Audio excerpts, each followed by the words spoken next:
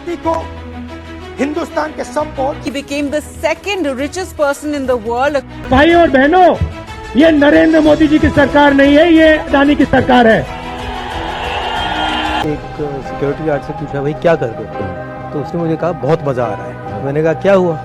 उसने कहा मैंने अडानी के स्टॉक खरीदे। वो सैलरीड क्लास का है और ऐसा काम करना उसके लिए काफी रिस्की है, मगर उसको रिस्क नहीं समझ आया।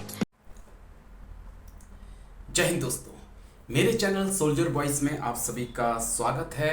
उम्मीद करूंगा कि आप मेरे वीडियो को पसंद भी करेंगे, लाइक शेयर भी करेंगे और मेरे चैनल को सब्सक्राइब भी करेंगे। दरअसल अडानी के बुरे दिन खत्म नहीं हो रहे।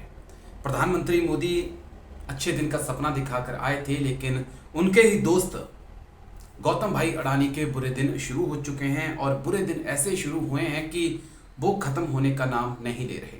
भारत जोड़ो यात्रा का समाप्त होना और उससे पहले ही अडानी के बुरे दिनों की शुरुआत हो जाना एक बड़ा झटका प्रधानमंत्री मोदी के लिए भी और गौतम भाई अडानी के लिए भी।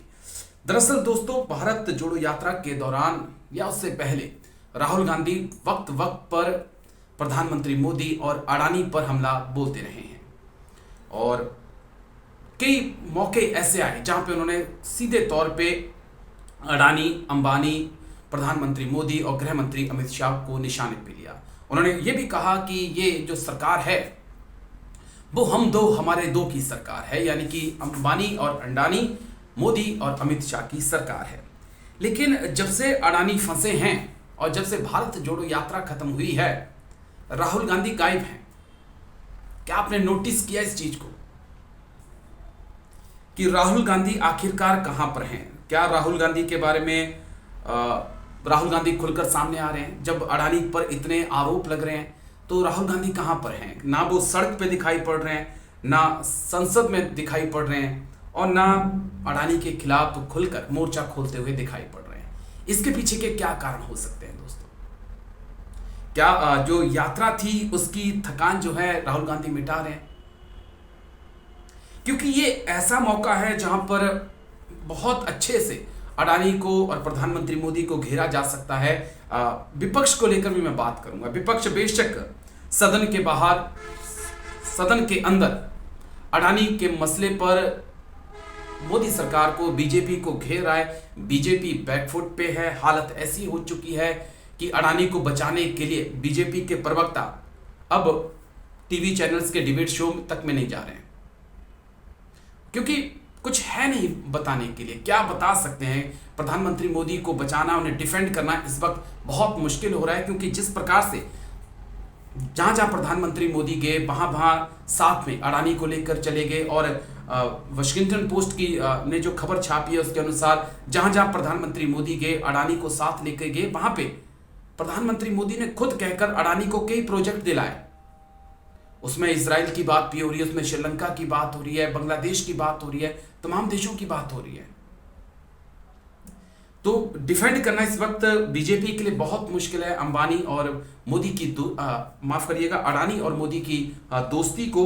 लेकिन सवाल थोड़ा सा हटकर है दोस्तों कि क्या संसद के अंदर और सदन के बाहर ही हल्ला करने से काम चल जाएगा या विपक्षी दलों को सड़क पे भी उतरना पड़ेगा?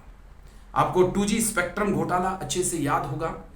कांग्रेस की सरकार में 2011-12 के आसपास खूब हल्ला हुआ था और पूरी बीजेपी सड़कों पे उतर गई थी। आपको वो भी सीन याद होंगे जब सिलेंडर 400 के अंदर हुआ करता था। स्मृति ईरानी जी और राजनाथ सिंह जी सिलेंडर लेके सड़कों पे बैठ जाया करते थे। ये एग्जाम्पल इसलिए दे रहा हूं दोस्तों क्योंकि इतना बड़ा मुद्दा है और आप सिर्फ सदन के अंदर, सदन के बाहर गांधी जी की प्रतिमा के सामने खड़ा होकर विरोध प्रदर्शन कर रहे हैं, ठीक है, लेकिन आपको लोगों तक ये बात और अच्छे तरीके से पहुंचानी होगी कि किस प्रकार से हम दो हमारे दो ने मिलकर खेल किया है। तो क्या इसके लिए विपक्ष सड़कों पे उतरने से कतरा रहा है? और जिस इंसान ने इस मुहिम को छेड़ा, जो इंसान कई दिनों से अंबानी अडानी पे कटाक्ष कर रहा था, जो इंसान प्रधानमंत्री मोदी और अडानी के रिश्तों पर सवाल खड़े कर रहा था, वो इंसान कहां पे है? यानी कि राहुल गांधी कहां पे है? और क्या कांग्रेस हो या विपक्ष हो, वो थोड़ा सा सेफ पैसेज भी चाहते हैं। क्या उनको भी पता है कि अडानी के बिना राज्य में गवर्नमेंट चलाना, गवर्नमेंट बनाना और सेंटर में सरकार बनाना मुश्किल है? इसलिए उतनी मुखर आवाज नहीं की जा रही है ताकि एक बीच का रास्ता छोड़ा जाए, ताकि अगर कल को सत्ता परिवर्तन हो तो अडानी के साथ अगर खड़े हों तो ऐतराज ना हो, नजरें ना झुकाना पड़ जाए। क्योंकि तमाम राज्य, चाहे वो कांग्रेस शासित राज्य हों या किसी दूसरी विपक्षी पार्टी के शासित राज्य हों, वहां पर कह सकते हैं कि अडानी ने काफी पैसा लगाया है। देश के 17 से 18 राज्यों में अडानी इन्वेस्टमेंट कर चुके हैं और वहां पे उनका बिजनेस चल रहा है। तो क्या यही सोचकर जो है विपक्षी दल जो है सदन में तो हंगामा कर रहे हैं लेकिन सड़कों पे नहीं उतर रहे हैं और उतनी मुखर आवाज नहीं हो रही है जितनी कि 2011-12 में बीजेपी ने कांग्रेस के खिलाफ मामले को उठाया था, चाहे 2G स्पेक्ट्रम हो और या दूसरे घोटाले हो। ये एक बड़ा सवाल है दोस्तों। लेकिन हो क्या रहा है?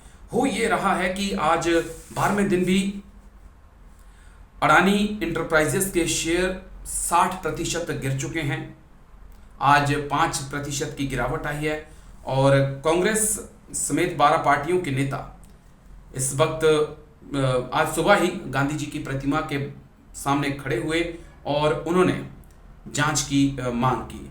क्या कुछ उनकी तरफ से कहा गया है वो मैं आपको बता देता हूं। दरअसल कांग्रेस अध्यक्ष मल्लिकार्जुन खड़गे ने विपक्ष के नेताओं की बैठक ली जिसमें तमाम नेता मौजूद रहे और उन्होंने कहा कि हम 2 से 3 सवाल उन्होंने पूछे हैं, प्रधानमंत्री मोदी से सवाल पूछे। क्या सवाल पूछे?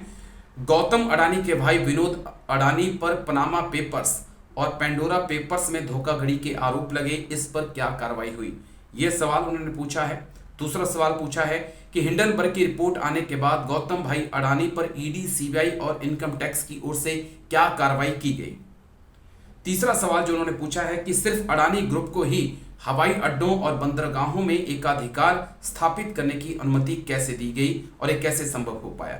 ये 3 सवाल पूछे हैं और कांग्रेस का कहना है कि, विपक्ष का कहना है कि हर दिन 3 सवाल जो हैं वो बीजेपी से पूछे जाएंगे।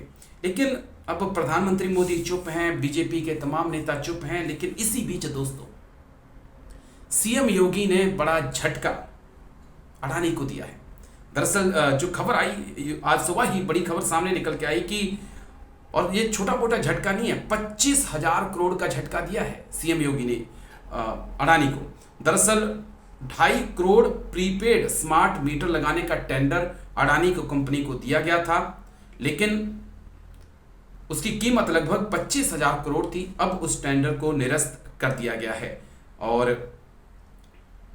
जो कहा जा रहा है कि जो इसके पीछे तर्क दिया गया है कि टेंडर की अनुमानित लागत से करीब, जो अडानी पैसा मांग रहे थे या जो टेंडर हुआ था उसमें 48 से 65% अधिक थी, यानी कि बहुत ज्यादा पैसा लिया जा रहा था। तो कह सकते हैं कि एक बड़ा झटका उस वक्त, जिस वक्त साम्राज्य डूब रहा है, उस वक्त एक छेद साम्राज्य के अंदर सीएम योगी ने और कर दिया है, उस नाव के अंदर जो नाव डूबने को तैयार है। सवाल इस बात को लेकर था दोस्तों मेरा कि राहुल गांधी ने ही पूरी भारत जोड़ो यात्रा के दौरान प्रधानमंत्री और अडानी के रिश्तों पर हमला बोला और उसी बीच कह सकते हैं कि हिंडनबर्ग की रिपोर्ट सामने आ गई। उसने पूरा खुलासा करके रख दिया कि किस प्रकार से शेयर जो थे उनको ओवर वैल्यूज करके दिखाया जा रहा था। लेकिन अब सवाल है कि इतने दिनों बाद, अब 13 से 14 दिन हो चुके हैं, लेकिन राहुल गांधी आखिरकार हैं कहां पर?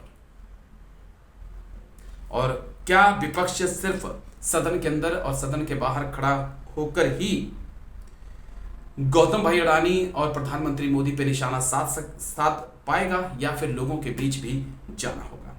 चलिए, औरों को तो हमें नहीं पता, लेकिन सीएम योगी ने इतना जरूर है कि झटका दे दिया है। इससे पहले बांग्लादेश से भी अडानी जी को एक बड़ा झटका मिल चुका है। उम्मीद है आपको वीडियो अच्छा लगा होगा तो लाइक, शेयर, सब्सक्राइब जरूर करिएगा। नमस्कार, जय हिंद, वंदे मातरम।